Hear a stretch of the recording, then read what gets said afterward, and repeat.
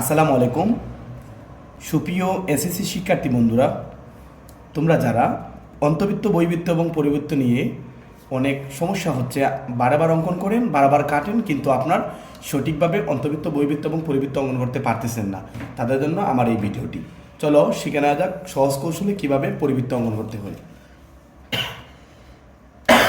না সমস্যা নাই, এটা কাট করে নিন।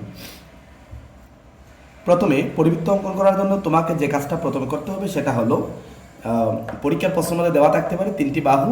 আমি এখানে নিয়েছি এ বি সি, তিনটি বাহু ধরেন 4 সেন্টিমিটার, 5 সেন্টিমিটার, 6 সেন্টিমিটার, অথবা প্রশ্নের মধ্যে যেটা দেওয়া থাকবে সেটা অবশ্যই তোমরা নিবে। আমি এখানে নিয়েছি 4 সেন্টিমিটার, এখানে নিয়েছি আমি 5 সেন্টিমিটার এবং এখানে নিয়েছি আমি 6 সেন্টিমিটার।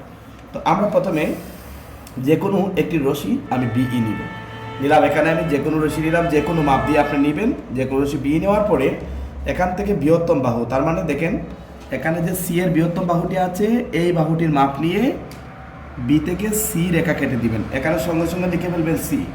তারপরে বি এর মাপ নেবেন। এখান থেকে দেখেন স্পষ্ট বি এর মাপ নিচ্ছি আমি। বি এর মাপ নিয়ে বি এর বিপরীত পাশে একটি বৃত্তচাপ, এ এর মাপ নিয়ে মানে এ যে বাহুটি আছে এই বাহু সমান করে সি বিন্দু থেকে আরেকটি বৃত্তচাপ আঁকবেন। দেখেন এই বৃত্তচাপটি তারা পরস্পর এখানে ছেদ করেছে, ছেদ অংশটাকে আপনি এ লিখবেন। তারপরে স্কেল দিয়ে এ থেকে সি, এ থেকে বি এবং এ থেকে সি এই দুটি বাহুকে যোগ করে ফেলবেন। তো স্পষ্ট এখানে দেখতে পাচ্ছেন যে এবিসি উদ্দিষ্ট একটা ত্রিভুজ হচ্ছে। এই ত্রিভুজ থেকে কীভাবে পরিবৃত্ত অঙ্কন করতে হবে মনে রাখবেন, এ বি এবং এসি, এ বি এই বাহুটা এবং এই বাহুটার ব্যাসার্ধ নেবেন। এই দুটি বাহুকে ব্যাসার্ধ নিয়ে অবশ্যই তোমাকে মানে এই দুটি বাহুর অর্ধেকের বেশি নিয়ে দুটি করে বৃত্তচাপ আঁকতে হবে। দেখেন অর্ধেকের বেশি, এই বাহুর অর্ধেকের বেশি আমি এখানে নিচ্ছি।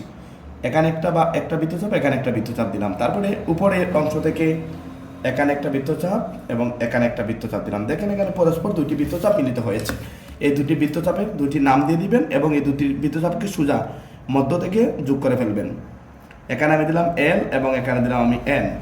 তারপরে যে কাজটা করবো আমরা সেটা হলো বি এবং এ এর ব্যাসার্ধ নিয়ে এখানে একটা বৃত্তচাপ এবং এদিকে একটা বৃত্তচাপ আঁকবেন। বাহু এর থেকে এদিকে একটা বৃত্তচাপ এবং এদিকে একটা বৃত্তচাপ আঁকবেন। তারা পরস্পর যেখানে মিলিত হয়েছে দুইটি বৃত্ত, তারা এই দুটি বৃত্তকে আবার যোগ করে ফেলবেন। দেখেন স্পষ্ট এই দুটি বাহু যোগ করার পরে এখানে দিতে পারি আমি এটা দিয়েছি এল এম, তাহলে এটা দিতে পারি আমরা এন এবং পি দিতে পারি। তারা পরস্পর এখানে অবিন্দুতে মিলিত হয়েছে, এখানে মিলিত হয়েছে। এই অংশটা থেকে মানে ও অংশ থেকে এ কে যোগ করে ফেলবেন। তো ও এবং এ এর প্রথমে মাপ নেবেন, নিয়ে দেখবেন মিলিয়ে আপনার বৃত্ত মিলেছে কিনা। যদি মিলে তাহলে তোমরা বৃত্তটি অবশ্যই অঙ্কন করে ফেলবা। তো এখানের মধ্যে আমরা স্পষ্ট দেখতে পাচ্ছি যে এখানে উপরে এ, এদিকে সি এবং এদিকে আছে বি, এই তিনটি বাহু এই তিনটি বিন্দুর মধ্য দিয়ে একটা বৃত্ত অঙ্কন করেছি। এই বিন্দুটির মনে রাখতে হবে এ এবং বি এবং সি এর কম হলেও হবে না, বেশি হলেও হবে না, সোজা এই বিন্দুর মধ্যে এবং এই বিন্দু দিয়ে একটা বৃত্ত হতে হবে। আর এই বৃত্তটি হলো একটা পরিবৃত্ত। আশা করি তোমরা বুঝতে পারছো। Thank you so much.